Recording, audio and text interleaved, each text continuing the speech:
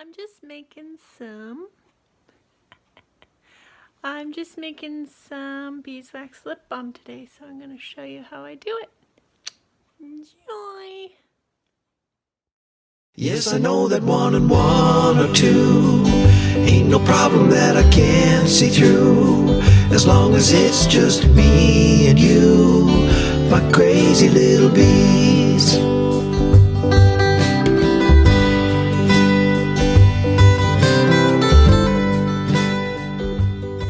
I would also recommend putting your labels on first. This is obviously a discard batch, but put your labels on before you fill it with your lip balm.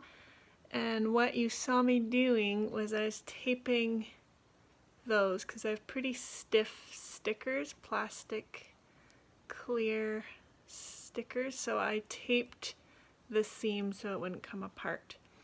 So put your sticker or label on before you fill it, and if you have one that wraps around like that, then I would recommend just putting a little piece of clear tape to hold it together.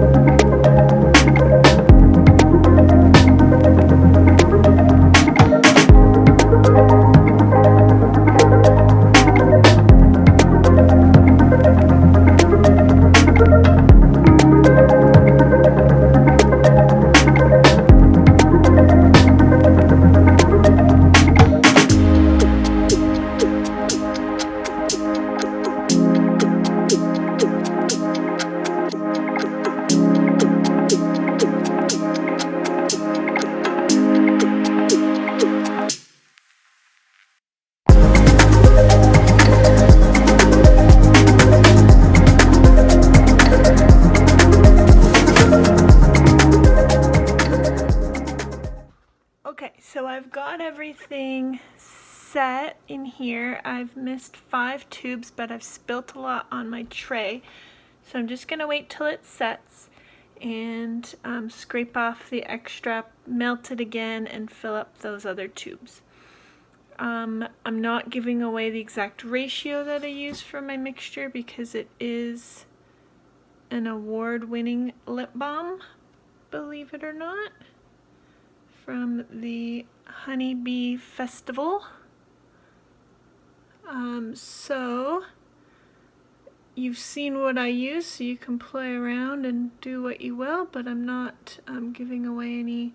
There's one secret ingredient I didn't show you, and I'm also not going to give you the ratios for my recipe. That's on you. Also, to test it, just put it on a spoon, like when it's melted. Let it cool for a second, then just try it on your lips. Sometimes it's a little too hard, but I like a nice smooth lip balm. Anyway, we'll get back once these set and I can fill the rest.